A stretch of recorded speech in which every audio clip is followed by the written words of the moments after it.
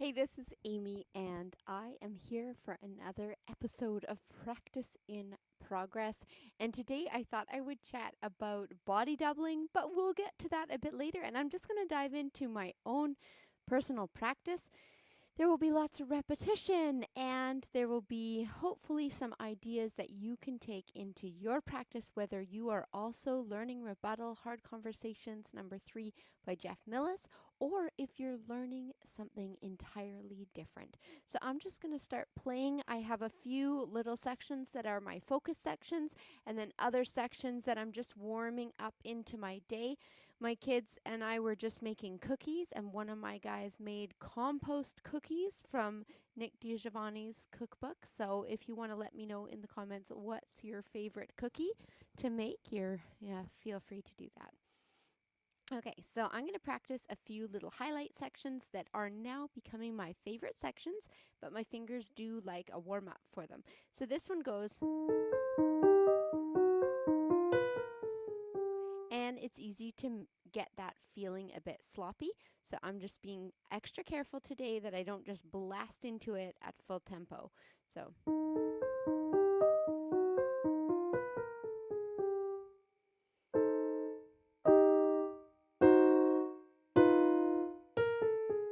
sometimes I like to play things solid just to kind of map it out in my mind where I'm going.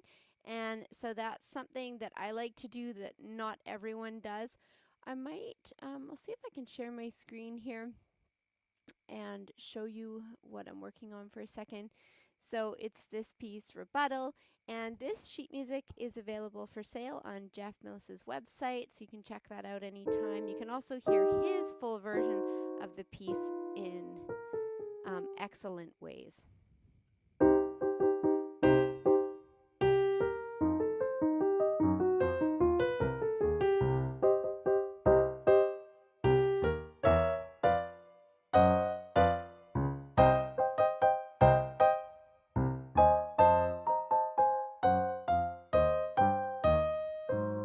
So today I'm also going to work on making sure that I'm not like creating paranoia over sections that I've maybe been playing a little bit sloppy.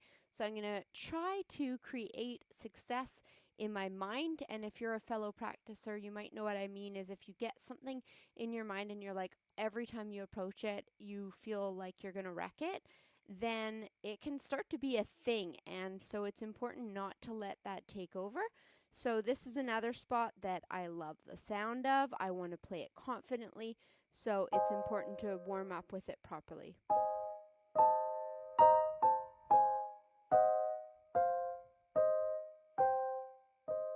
Again, it's very playable if I play slow.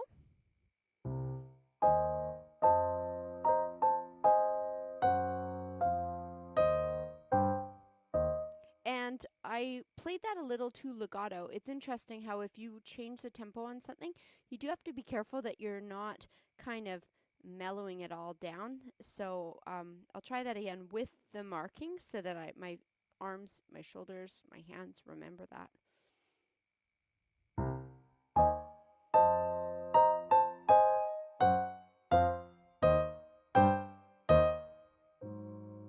And we were practicing landing on that as well. So I titled this body doubling because that is a new term to me. It's very common in the ADHD world to talk about body doubling. And I was thinking about that for piano learners because whether you're a child or an adult student, a teen student, or even a teacher, this can be a strategy for some learners. So for instance, you've always heard of some learners that maybe enjoy going into their own space and hiding away in a little corner of the rec room and having silence to practice. But I found myself, I was a very social child. Yeah, you can imagine. And to me, being tucked away where nobody was, nobody could hear me, nobody could see me, and I just felt like it was a bit of a lonelier instrument just practicing away. Now, don't get me wrong, sometimes hyperfocus hits for me, and then I can be alone for hours and hours and not notice it. But as a child, I really felt like I wanted to be with my family. I wanted to be part of what was going on. And what I didn't know is that actually is a form of body doubling. Having someone in your presence can sometimes help increase focus. So I always felt like I could do things with a bit more focus if I knew someone was listening. So essentially, this live stream is kind of like body doubling. So thanks for dropping by if you're here, whether you're here live or you're here on the replay. Now, I noticed the vertical live streams are getting a lot of drop-ins, and I wanted to prove that to myself. This is a regular size video and it doesn't get shown to as many people. So I'm okay if not as many people can stop by, but I hope it will be helpful to you if you do get the chance to drop by. So here we go. Let's just keep practicing, keep working away, and I hope that your practice is going well as well.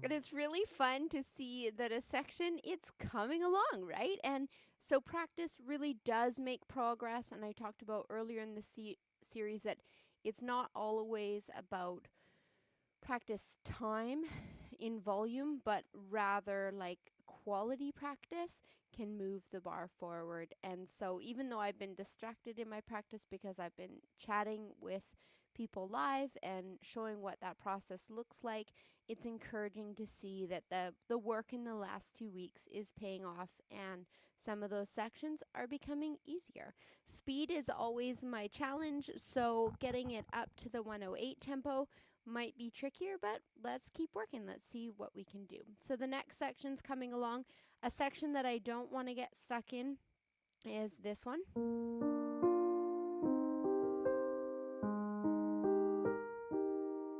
And it's not hard at all, but once in a while I don't land on the da-da section. So that's a little area that I probably need to do slowly at first to make sure it doesn't become a sticky spot that I'm worried about.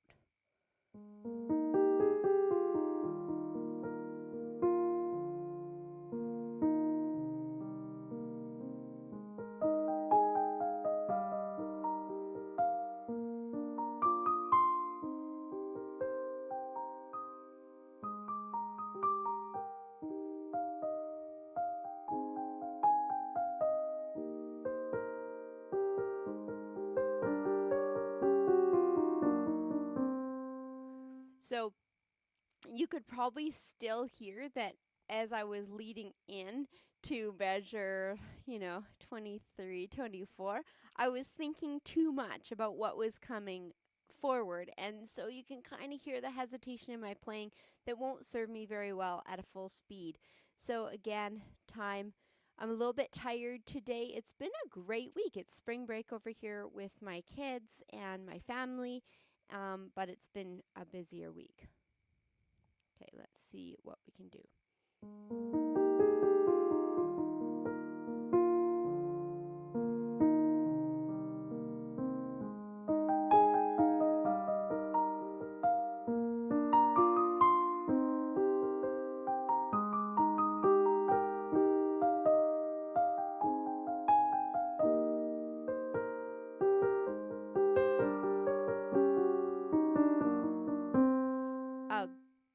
So what I was experimenting with there in the section from 21 to 27 is playing into the keys more. And I've mentioned before in the stream that in my attempts to make things sound good, I sometimes like fudge over it a little bit and kind of schmooze myself through, because I feel like if I'm making a mistake, it's like less obvious if it's quieter, if that makes sense. So that's like a lifelong habit. So I'm going to try something a bit different here. This one's mezzo piano. I'm going to play it more forte. And I don't always suggest that to a learner if they struggle with the nuance of dynamic. But for me, I love dynamics, and I find that I can be flexible there.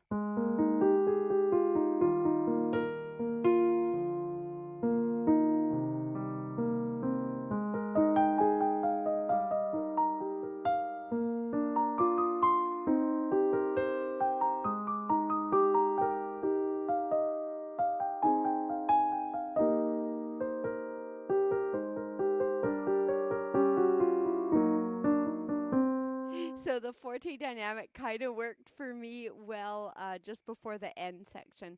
So if you're new, I'm just playing here, practicing Rebuttal Hard Conversations number 3. It's been a 2-week project to learn this piece by contemporary composer Jeff Millis. And I'm absolutely loving the fun spring break challenge of learning this piece. So I'm also talking about strategies for learning. So if you're a fellow pianist or also a learner, then you can hopefully learn as well. And I'd love to hear, if you are a pianist, tell me what you're working on. I'd love it.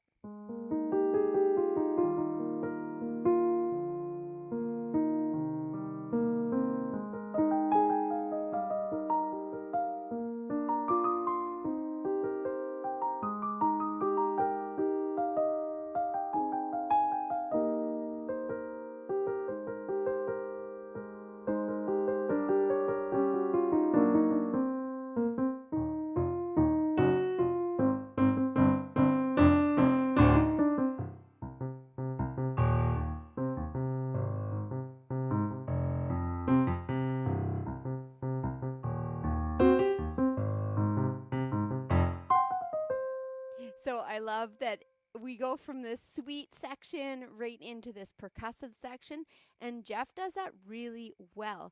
I'm excited to say he has another piece on his channel that combines 100 different piano players in a single piece and all edited together, so you can take a look at that on his channel.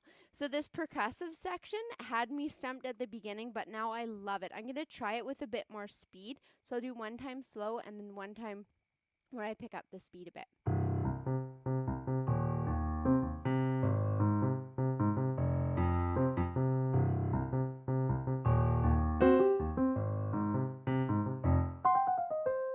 So now let's pick it up again.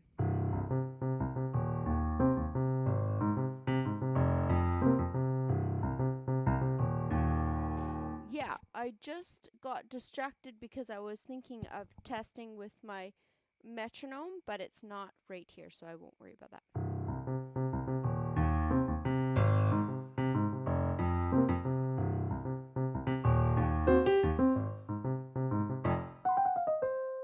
So I love that this has that blues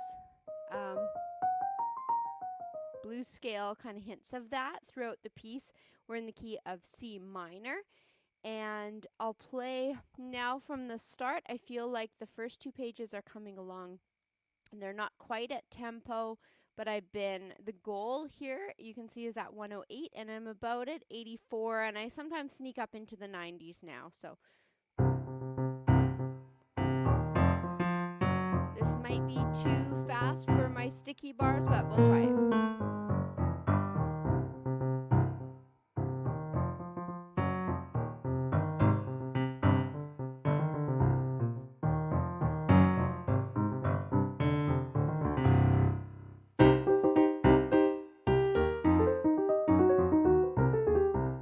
Almost.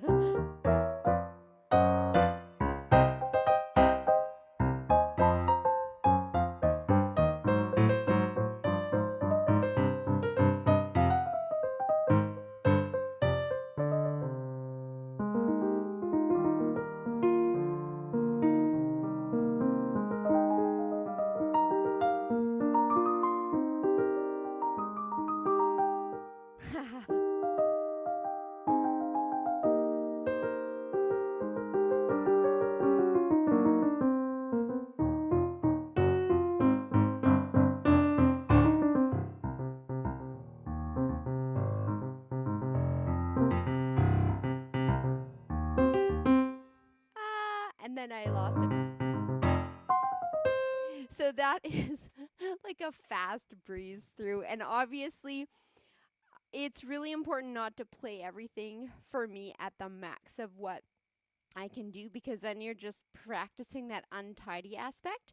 But sometimes it's fun to put on the gas pedal and see where it stands, like where it's sitting and where the trouble areas are. And they are much cleaner than even yesterday. And to be honest, when I started practicing today, I thought, oh, I don't know if this is going to be a good practice because I just feel physically tired. I was in a really high volume sensory environment with my little ones for the morning at a play cafe.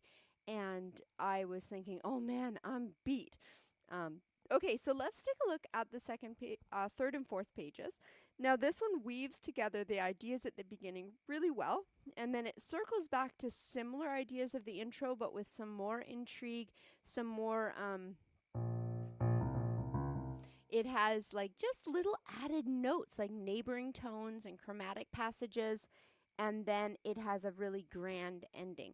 So because I'm just sitting down to practice now, I'm going to not max out the tempo. I'll start slow and work my way through, and you can hear the similarities.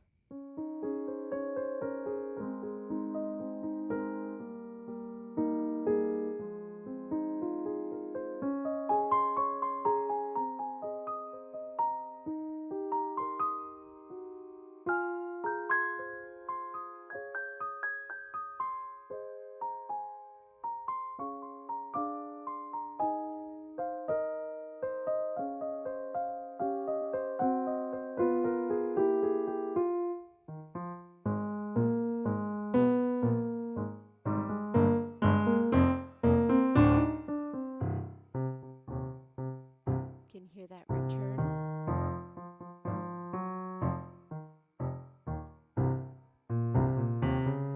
I like that part.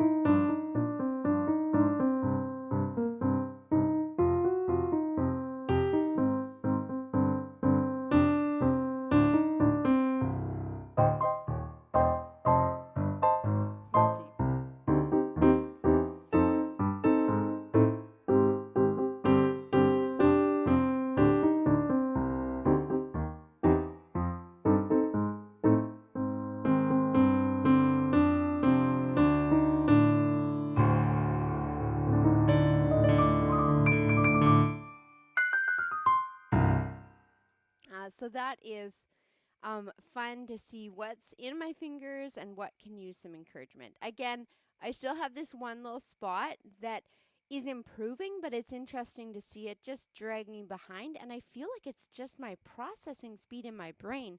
So it's just this little spot here. And again, it's not that technical, so it's just probably looks more visually, it doesn't look cluttered. The score is perfect. And it's just this passage of chromatic tones. So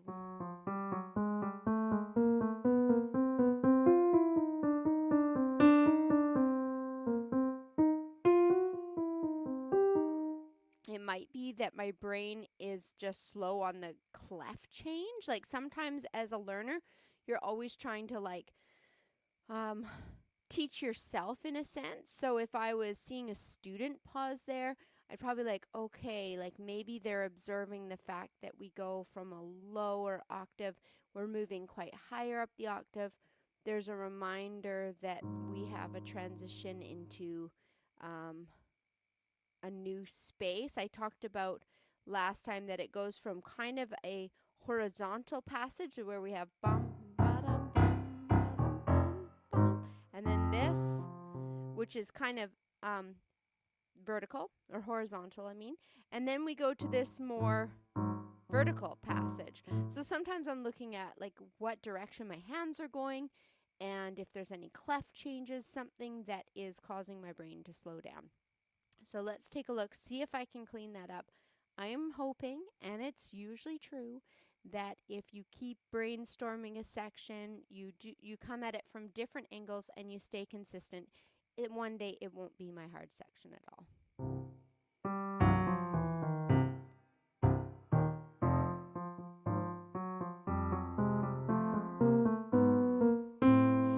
So there I noticed that I wasn't diving into the suggested fingering. So that could be why, is that my fingering's not consistent there, would be another brainstorm.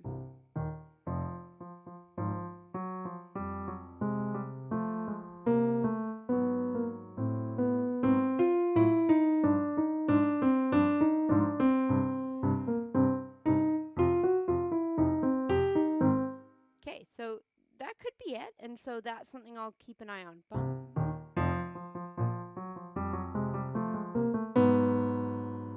And yesterday I was practicing those little pauses on a section, so sometimes stopping on the part and then keeping to add a note after that, that can also help. So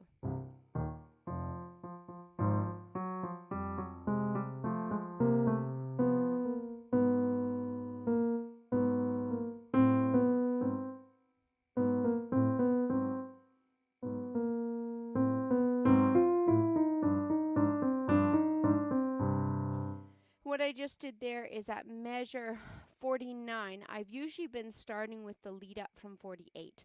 But the other thing you can brainstorm if you're struggling is to take a look at the exact bar and start in a new spot. So just kind of reset how your brain's approaching it.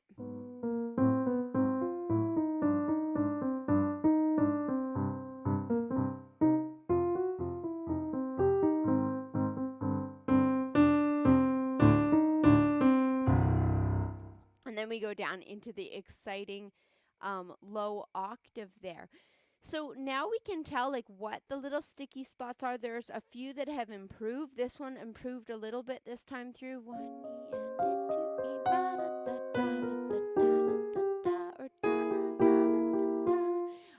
and I really like the sound of the measure. Again, a lot of practice, and if you're a fellow teacher or a fellow practicer, you might know what I mean. A lot of it is a mental game. A lot of it is your kind of inner dialogue saying if something's tricky or not, or it's visually causing you trouble. And so a lot of it is a mental game, isn't it? Anyways, if you are in the chat right now, I was also talking about body doubling. So thanks for being here and being a body double. Let me know if that term's new to you or not. It's very common in the ADHD world of having someone along with you to do a task to help complete it. And I gave a bit more information of that in the video description as well.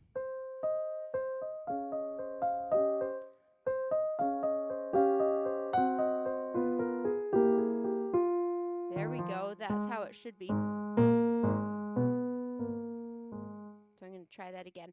Yeah, the other day too, I was a bit sloppy on my pickup at measure 39. I was going da dum ba da da da da da da da, and it really should be the 16th note. So always when I'm practicing on a fresh day, I look for something that I might be just kind of sloppy and not paying attention, and you can accidentally get your ears hooked on a new way of playing it. So that's something I fixed last night when I was thinking of the lead up. So da da da da da da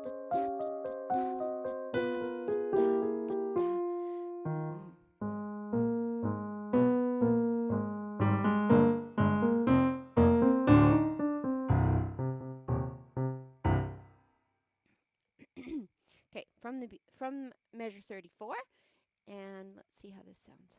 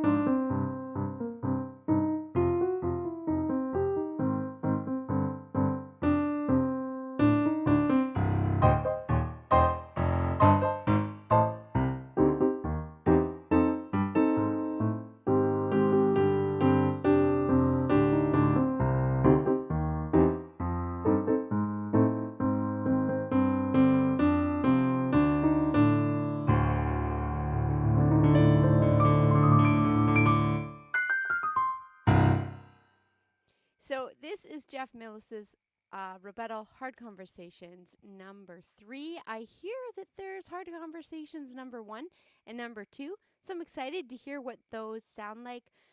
Jeff Millis is a modern contemporary composer, and my YouTube channel is focused on sharing music by modern composers alongside creative teaching tips.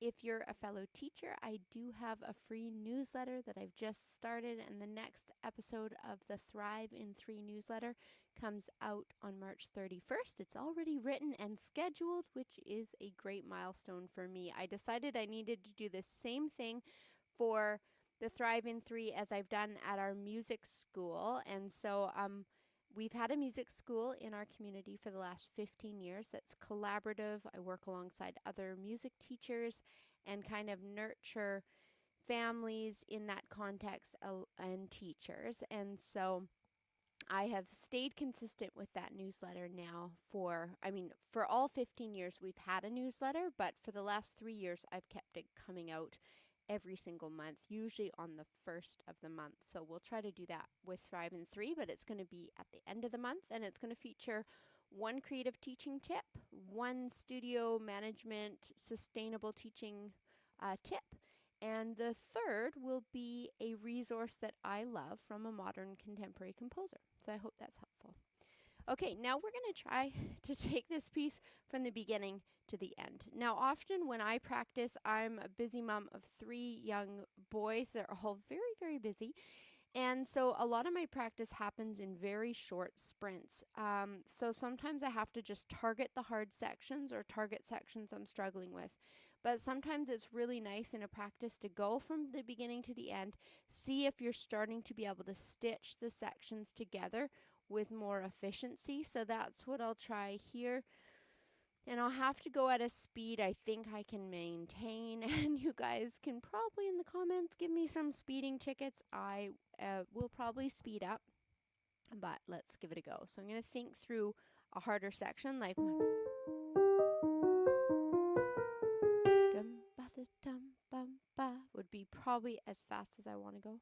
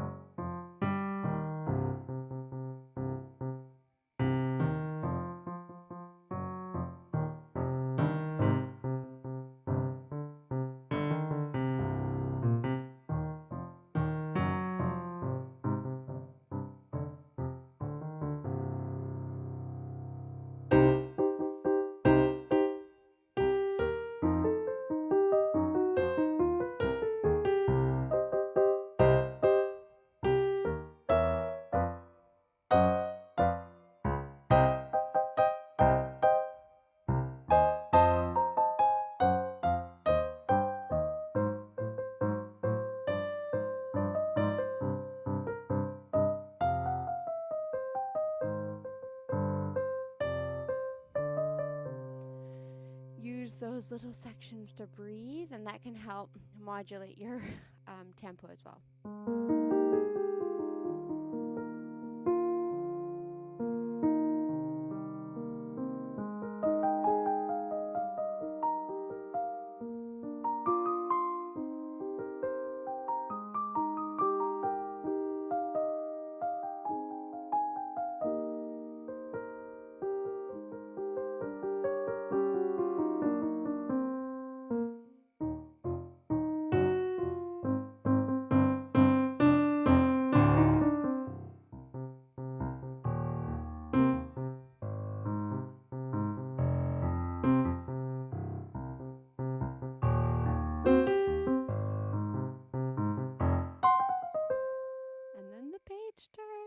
I'm excited. It's kind of fun to have it coming together. And I don't know if you've been here from the beginning and hearing some of the progress, or perhaps it's new to you. I do try, if I'm going slow, to add in a lot of energy to each note so that it doesn't just get super bland. And again, I'm so honored that you're here and listening in. What a treat.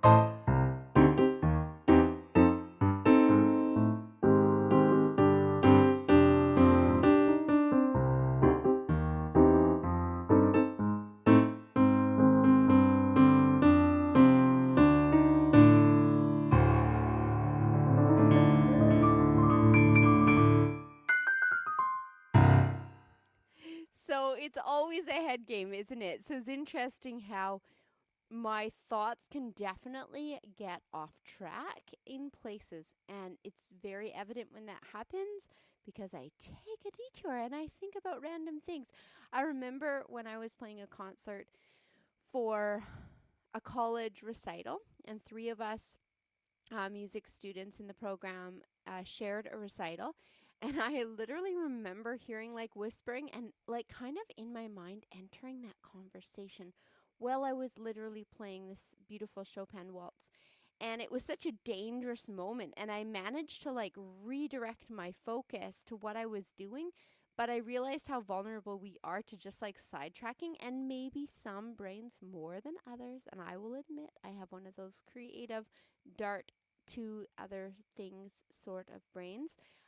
But that was a reminder to me to like stay in the moment and stay focused. So I can definitely tell when I take a mental detour what that can do. And I definitely have had some funny moments on stage of the same sort of thing, being like, oh wow, I definitely left my music making and was totally thinking of something else.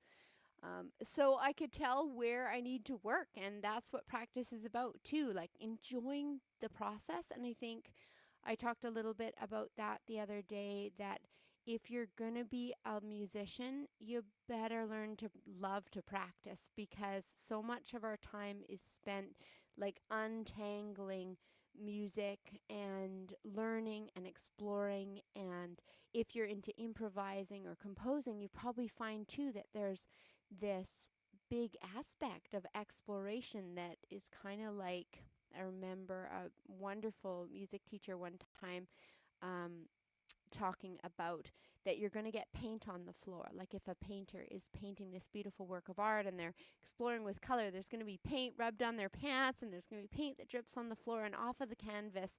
And as musicians, sometimes there's going to be, you know, notes that are scattered around as we find the music in what we're doing. I used to be so nervous of mistakes and trying so hard to please. And of course, back when I was doing exams, I don't know if you're listening in, if you've also done music exams, there can be benefits for them for sure. And I love that it did help focus my efforts. I got my ARCT in piano through the Royal Conservatory of Music, and it was a very, very, you know, great discipline and great exploration. And yet it also did make me really, really concerned about playing music that was like had to be perfect and that was going to be critiqued, and it brought me a lot of stress. I started as an older student, so I had lessons at I think 7 or 8 from a neighbor down the street, and she just taught me for free, and I just come down there and learn. And it was very sporadic, so the first 5 years of my music journey were very sporadic and occasional. And then I had some time off when she got injured. She was quite elderly, and so then I had 2 years where I just taught myself, and my parents saw that I was working so hard to like work through this little theory book and keep trying to learn to play music, that they enrolled me in piano lessons again. And I started with a very youthful, enthusiastic teacher, very youthful. And at that point, I started RCM, and I was 14 years old. So when I was 14, I was playing like grade 1 and 2 pieces. So that's very late in someone's journey. And then from there, I had a few different students or teachers, because I started to move quite quickly at that point, and I was quite determined. So then I actually did like a grade 2 exam, and then I did grade 4 exam, and then I went straight into a grade 8 exam, which is a very big gap of that intermediate sort of repertoire. But I had a lot of fun. That's when I was playing the Bumble Boogie, and I played ragtime and a bit of jazz, and always notated, but I had some great teachers that encouraged my journey. And then I went and finally transferred teachers again, because I kind of needed somebody working more advanced, did my grade 9. And then I landed at grade 10, but with a lot of shaky foundations. So in grade 10, I just took ages and ages and learned most of the grade 10 and ARCT repertoire in my 20s. So I got to grade 9 before I graduated, and then spent a lot of time in my 20s just really enjoying music, went to college with music, then studied mostly privately here close to home, and had some fabulous teachers that loved piano pedagogy. And so I did my ARCT in piano pedagogy with all the playing exams. So that's a bit of my story. So don't give up. Keep playing. And here's a little bit more of this one. I'm going to work on this one spot that still needs nurture.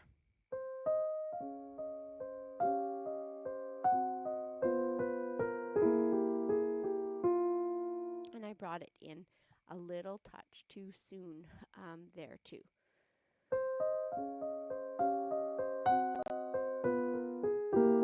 There we go.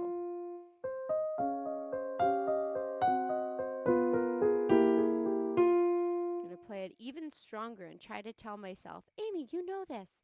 Anyways, thanks for listening in, and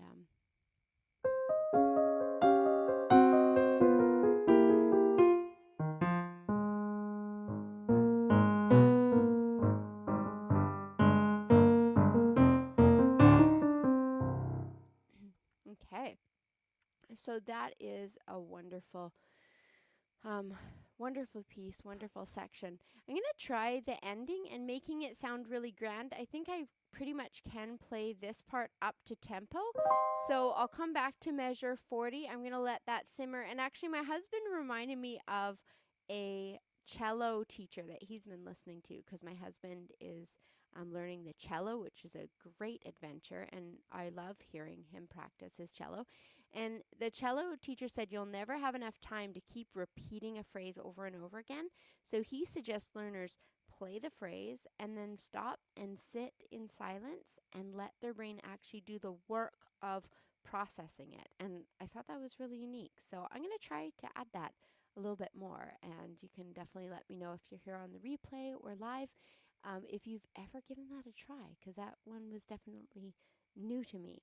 So yeah, he suggests like play it and then wait, and you can think through it, but you're actually trying to calm your brain and let it process what you just did.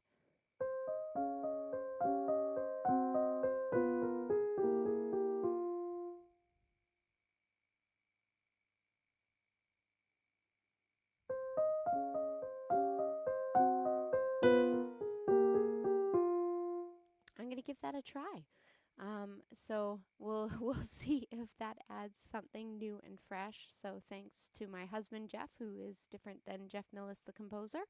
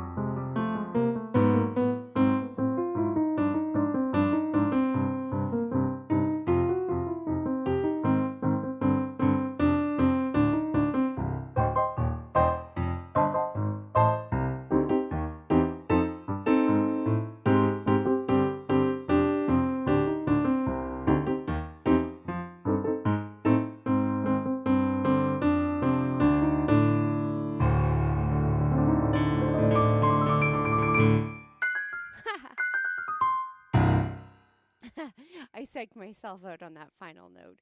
Okay, so this has been such fun, and I'm honored that you're here, and I know some will be here on the replay as well. So I hope that you find value in this piece and in learning this piece, and then also that some of the ideas for practice are ones that you can take into what you're learning as well.